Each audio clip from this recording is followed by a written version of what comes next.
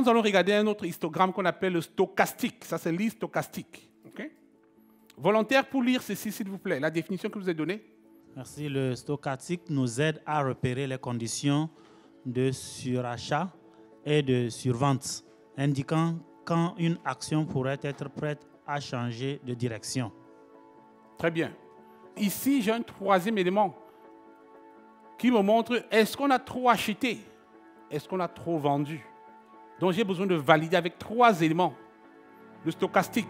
Sur la légende, vous allez voir qu'il y a deux lignes, couleurs différentes, n'est-ce pas? Pourcentage K, pourcentage D. Je vais regarder ici. Numéro 1, la ligne 0 ici. Ici, c'est la ligne 20. Ici, c'est 40. Vous voyez mon échelle là? Ici, c'est 80. Ici, c'est 100. De 20 jusqu'à 80, on appelle ça zone de normalité. L'action se comporte bien. Quand on commence à aller au-dessus de 80, on dit c'est suracheté. Ou bien c'est survendu quand c'est moins de 20. Si on achète trop quelque chose, qu'est-ce qui va se passer? Plus on achète, plus ça devient suracheté. Et tout ce qui monte à un moment donné doit redescendre. Donc ça doit aller dans la zone de normalité. Et quand on commence à être ici au-dessus de 80, il me dit, oh attention, les gens achètent trop. Maintenant, je commence à suivre les deux lignes de couleurs différentes que je vous ai données là, vous voyez? Pourcentage K contre pourcentage D.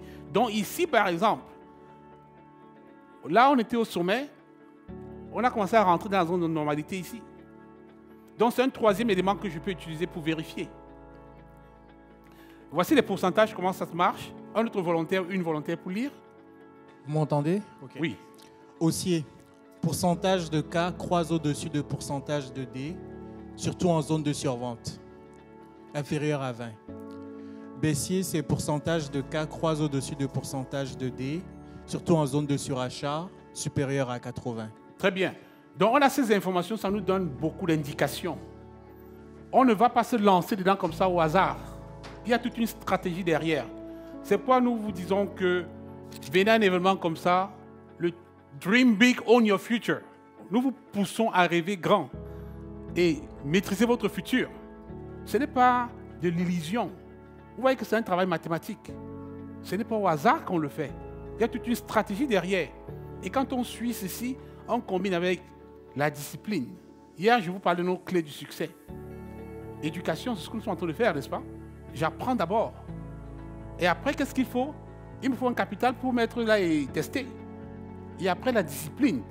Dans la discipline, je me rappelais, on m'a donné des règles. Est-ce que si je passe au feu rouge, je cours un risque? Oui. Mais je vous dis, faites telle chose. Si vous suivez ceci, la probabilité d'avoir des bons résultats est très élevée. Maintenant, le challenge que nous allons avoir, parce que nous sommes des êtres humains, c'est de respecter. C'est de respecter. Et je sais que vous allez me challenger. Happy, je sais que tu as enseigné ceci, mais moi, je vais faire autre chose. Excuse-moi d'abord. J'entends ça tout le temps.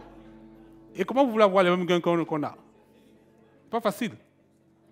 Donc, l'une des grosses difficultés, c'est respecter ce qu'on vous a appris. Si vous respectez ça, honnêtement, vous allez dormir avec moins de challenge, avec moins de stress. Et ne prenez pas le court terme, s'il vous plaît, parce que c'est encore un jeu de probabilité. Est-ce que vous voyez? C'est encore un jeu de probabilité, ne prenez pas le court terme. Si vous prenez le long terme, vous allez laisser le marché faire son travail. Et ça va revenir. Et nous choisissons les compagnies en disant que quelle est la probabilité que cette compagnie tombe? Quelle est la probabilité que l'économie canadienne tombe? Dites-moi un peu, vous aussi. Quelle est la probabilité que l'économie canadienne tombe? 0, 0, 0. Est-ce que acheter les banques canadiennes, c'est une bonne idée? Bien sûr. Pourquoi? Parce que les banques canadiennes ne peuvent pas tomber. On est d'accord? Si les banques canadiennes tombent, ça veut dire quoi? Ça veut dire que le gouvernement canadien tombe. On est d'accord? Donc même si vous ne voulez pas trader, vous pouvez acheter des compagnies qui donnent des dividendes. Et les banques sont des compagnies qui payent des très bons dividendes. C'est des compagnies assez stables. Ça va avoir des fluctuations, mais ça va revenir. En 2008, quand il y avait la crise de 2008, je travaillais à la banque. Une cliente a appelé. Les actions de d'autres compagnies, je travaillais pour une banque ici au Canada. je ne veux pas la citer. Pendant la crise de 2008, là, une cliente a appelé, les actions de notre compagnie sont parties de 87 $ à 55 $. Vous qui avez une calculatrice intelligente, dites-moi le pourcentage de chute. 87 $ à 55 $, c'est combien? Comment est-ce qu'on fait pour trouver le retour sur la perte, le retour sur investissement? Nous allons prendre 87 moins 55, c'est combien? 32. Ça, c'est la perte sur une action, on est d'accord? Divisons par combien? Par 87. Oui, ça va donner combien? Multiplié par 100. 37%. Les actions ont chuté de 37%. Je me rappelle ce jour où j'étais au travail.